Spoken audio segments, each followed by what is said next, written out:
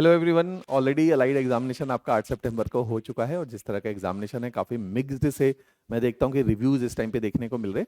तो हम generally expected cut off अलग अलग, मैं ये देख रहा था यूट्यूब चैनल पे अलग अलग तरीक़ों से लोगों ने अज्यूम किया है। तो एक हम लोगों ने कुछ अपना एनालिसिस किया है, काफ़ी सारा बच्चा है हमारे पास, तो उनसे डिस्कशन करी है। कुछ एक अपना भी हम लोगों ने देखा है कि किस तरह का पेपर रहा था। तकरीबन पुराने पिछले 3-4 साल के ट्रेंड में इस तरह के पेपर में किस तरह के जो है कट ऑफ गई है।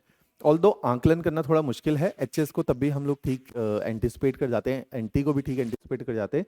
यहाँ पे प्रॉब्लम क्या आती है कि नंबर ऑफ सीट्स बहुत ज़्यादा हैं। अगर आप देखोगे 60+ सीट्स इसके अंदर दे रखी है, तो ज़्यादा सीट्स होती हैं तो ज़्यादा अभ्यर्थी इसको प्रीलिम्स क्वालिफाई करेगा। इस बार 1200 से ज़्यादा बच्चा प्रीलिम्स को क्वालिफाई करेगा अलाइड के अंदर। तो जब इतनी बड़ी संख्या में ऐसे हमारे ना बहुत सारे स्टूडेंट हैं जो हमारी अलाइड की टेस्ट सीरीज में थे, एचएस की टेस्ट सीरीज में थे, हमारे एमसीक्यू की किताबें खरीदी थी। तो उनसे जब मेरी बात हो रही है, उनमें से बहुत सारे अभ्यर्थी ऑलरेडी एचएस को भी क्वालिफाई कर चुका है, प्रीलिम्स को इस साल मेंस देगा। तो उनसे जब मेरा चर्चा हुई, डिस्कशन हुई, तो they are scoring more than 110 marks, जो कि वैसे तो बहुत अच्छा है कि बहुत ज्यादा बच्चा नहीं है जो 110 और 120 की रेंज के अंदर है, कुछ बच्चा है। और हमारे पास ऐसा बच्चा, मतलब संख्या क्योंकि सिविल स्टाफ के पास ऐसे बच्चों की काफ़ी ज़्यादा है, लेकिन फिर भी कितना बच्चा है ऐसा, अगर जैसे मेरी जो बात हुई है, तकरीबन 56-58 बच्चे मैं शायद ऐसे जानता हूँ जिनका 110 +-2 की रेंज में नंबर बन रहे हैं, कि 110 के प्लस बन रहे हैं या 108 के बियॉन्ड बन रहे हैं। तो ये 50-60 बच्चा ही है ऐसा। मैं जनरली यूट्यूब पे देख रहा हूँ, तो ऐसा बहुत ट्रेंडिंग नहीं है कि बहुत सारे बच्चों का 110 के आसपास स्कोर आ रहा है। मेरा ऐसा मानना है, मैं गलत भी हो सकता हूँ, जब रिजल्ट आए हो सकता है कि मैं गलत भी हो जाऊं।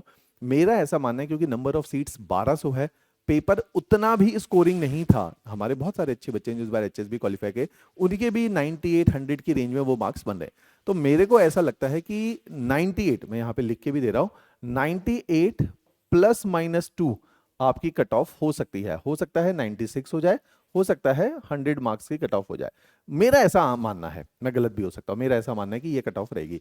तो मेरे अनुसार जिस भी अभ्यर्थी के 95+ मार्क्स बन रहे हैं, क्योंकि आप देखेंगे आंसर की में कुछ क्वेश्चन अभी चैलेंज होंगे, आंसर की चेंज भी होने की संभावना है। तो 95+ जिनके बन रहे हैं, तो मेरे अनुसार जनरल कैटेगरी में वो तैयारी कर सकते हैं। अलग अलग कैटेगरी की कट ऑफ अलग अलग जाती है, आपको अपनी कैटेगरी का ध्यान ही है कि एससी में 10 नंबर कम जाएगा, एसटी में जो है 15 नंबर कम जाएगा, ओबीसी में जो है 10 नंबर कम जाता है।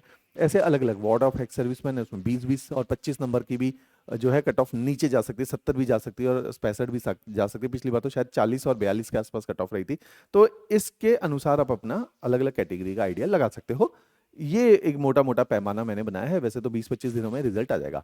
इसी आधार पे हम अपने आप को 2 पार्ट में डिवाइड कर लेते हैं कि जिन भी अभ्यर्थी को ऐसा लगता है कि अब हम लोगों को तैयारी को कैसे परस्यू करना चाहिए, तो 2 तरह के अभ्यर्थी हैं कि एक वो हैं जिनके 95+ आ रहे हैं, एक है जिनके जो है 90 के भी जो है लेस देन 90 आ रहे हैं। तो ऐसे को तो, और वो जनरल कैटेगरी का है, ऐसे बच्चों को तो क्लियर ही है कि यार मेरा तो नहीं होगा, 90 के नीचे तो कट ऑफ नहीं जाएगी, क्योंकि हिमाचल के अंदर कंपटीशन का लेवल तो बढ़ ही गया है, चाहे ज़्यादा सीट्स भी हैं।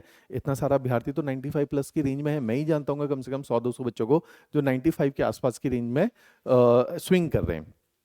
तो जिनका लेस देन 90 है, इनको देखना पड़ेगा कि अपनी तैयारी में क्या तब्दीली करें और इनको कैसे तैयारी को परस्यू करना है। जिनका 95+ है, इनका प्लान ऑफ एक्शन थोड़ा सा एग्जामिनेशन मेंस की तरफ को शिफ्ट हो जाना चाहिए। तो इस तरह से हमने 2 पार्ट में बच्चों को डिवाइड कर लिया। जिन लोगों का 90 से कम स्कोर है, उनको क्या करना चाहिए, अगले साल चाहे उन्होंने अलाइड की तैयारी करी है, अब अलाइड नॉट नेसेसरली अगले साल आएगा, एनटी आने की उम्मीद भी है, तो अगर वो चाहें तो एचएस एग्जामिनेशन में अपने आप को स्केल अप कर सकते हैं। इसका एक तरीका हम लोगों ने निकाला है। एचएस एग्जामिनेशन, अगर आपने मान लो अलाइड की ही तैयारी करी है और एचएस की तैयारी नहीं करी है, तो अलाइड और एचएस के अंदर प्री के तो सब्जेक्ट कॉमन है, history, geography, polity, economy, science, environment common है। अलग सब्जेक्ट कौन से हैं, जैसे एक सब्जेक्ट है वर्ल्ड हिस्ट्री, ये अलाइड वाले नहीं पढ़ते हैं। एक सब्जेक्ट है इंडियन सोसाइटी, ये भी नहीं पढ़ते हैं। एक सब्जेक्ट है हमारे पास इंटरनेशनल रिलेशन, एक सब्जेक्ट है गवर्नेंस, एक सब्जेक्ट है स्पेस, ये भी हम लोग नहीं पढ़ते हैं। तो ये सारे सब्जेक्ट हम लोगों ने एक कोर्स बनाया है जिसका नाम है एचपीएस मेंस कोर्स, जिसके अंदर जो मेंस स्पेसिफिक सब्जेक्ट है उनको पढ़ाया भी गया है, उनके नोट्स भी बनाए गए हैं। तो अभी क्योंकि दोबारा प्रीलिम्स मोड में अभी घुसने का कोई बेनिफिट नहीं है, अभी एक ऐसा टाइम है कि हमारा इस साल अगर कोई भी एग्जामिनेशन के अंदर नहीं क्वालिफाई करने का प्रोग्राम बन पा रहा है, सीन बन पा रहा है, तो हम क्या करेंगे, थोड़ा सा अपने को मेंस को समय दे देंगे। हर बार प्रीलिम्स की तैयारी के लूप और रट में नहीं फंसना है, हमें प्रयास करना है कि अगले साल अगर प्रीलिम्स निकले तो हमारा मेंस निकलने की संभावनाएं भी ज्यादा होनी चाहिए। तो इसलिए हमने एचएस एग्जामिनेशन के मेंस को अभी संभाल लेना चाहिए। तो उसका तरीका क्या है, इन सारे सब्जेक्ट के लेक्चर्स हमने दिए हैं, नोट्स दिए हैं, साथ ही साथ एक और बहुत जबरदस्त हम लोगों ने उस टाइम पे एक प्रोग्राम बनाया था। इस प्रोग्राम का नाम था कंटेंट एनरिचमेंट प्रोग्राम। इसको ध्यान से सुनिएगा, ये जिन लोगों ने एचएस की भी तैयारी कहीं से भी, सेल्फ स्टडी से, किसी और एकेडमी से भी करी है, उनके लिए भी बहुत उपयोगी है। या हमारे भी बच्चे हैं जिनसे नहीं क्वालिफाई हो पाया, उनके लिए तो ये प्रोग्राम कॉम्प्लीमेंट्री है। तो इस प्रोग्राम के अंदर, कंटेंट एनरिचमेंट प्रोग्राम के अंदर, हमने 500 मेंस के क्वेश्चन आंसर को डिस्कस किया है सब्जेक्ट वाइज। ध्यान से सुनना, डिस्कस किया है सब्जेक्ट वाइज, और साथ में दिए हैं PDF of model answer. 500 question की पीडीएफ। आप देखो इसमें से कितने सारे जो है आंसर्स, क्वेश्चन रिपीट हो जाएंगे।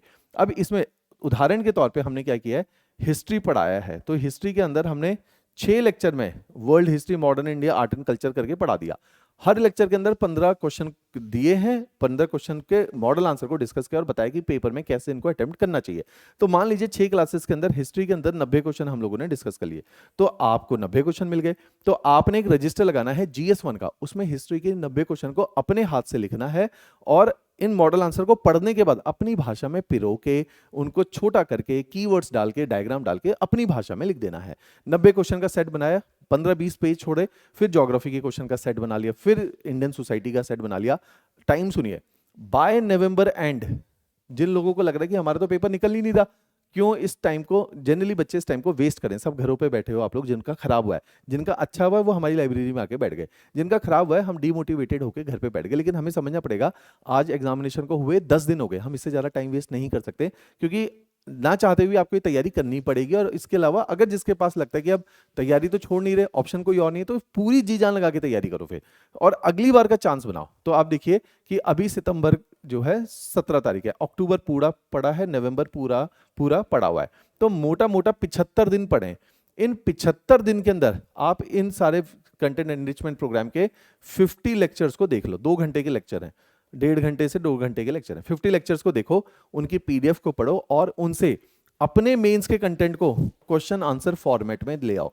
एक चीज हमेशा याद रखो, मेंस का कंटेंट आपका क्वेश्चन आंसर राइटिंग फॉर्मेट में ही होना चाहिए, तभी वो क्रिस्प होगा। क्योंकि ऐसा कंटेंट क्या होता है, क्रिस्प।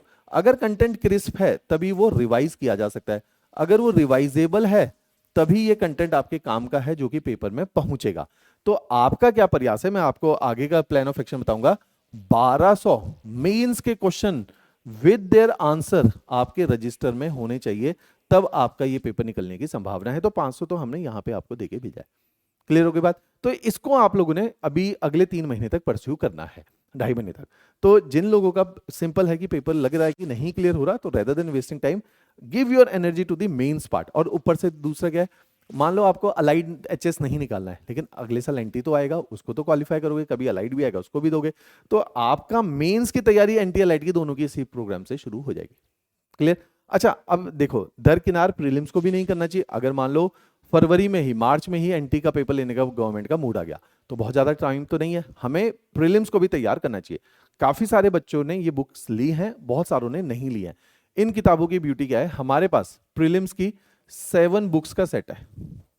ये बुक्स अभी तो हिंदी इंग्लिश मीडियम में है, 1 हफ्ते के बाद ये हिंदी में भी अवेलेबल हो जाएंगी। इन बुक्स की ब्यूटी क्या है, 7 बुक्स का सेट है। जैसे ज्योग्राफी के अंदर 1000 ज्योग्राफी के क्वेश्चन है और आंसर्स दे रखे हैं, ऐसे ही 900 क्वेश्चन जो है पॉलिटी के हैं, ऐसे ही 800 history, 800 economy, 300 English, 300 science, 300 environment, 900 HPG के, टोटल तकरीबन 5600 क्वेश्चन हैं इसमें विद आंसर्स इन 7 किताबों में। मॉडरेट टू डिफिकल्ट, आसान नहीं है इसमें कोई भी क्वेश्चन, यहां मॉडरेट टू डिफिकल्ट कैटेगरी के क्वेश्चन है। जो इन किताबों को सॉल्व करता है, उसका पेपर के अंदर, हमारे बहुत सारे इस बार अभ्यर्थी हैं जिनका फर्स्ट सेकंड अटेम्प्ट है, 110 115 नंबर बने, एचएस के अंदर भी, अलाइड के अंदर भी। बहुत बड़ा कंट्रीब्यूशन है इन किताबों का। बाद में टेस्ट सीरीज भी मैं बताऊंगा आपको, वो पोस्ट नवंबर शुरू होगी, इसलिए नवंबर से पहले पहले आप अपने प्रीलिम्स वाले प्रोग्राम को सिक्योर करके चलो। तो अभी तक जिन बच्चों का पेपर नहीं निकलने की संभावना है, उनके लिए क्या प्लान ऑफ एक्शन बना है, 75 दिन के अंदर आपने ये एमसीक्यू की किताबें सॉल्व करनी है।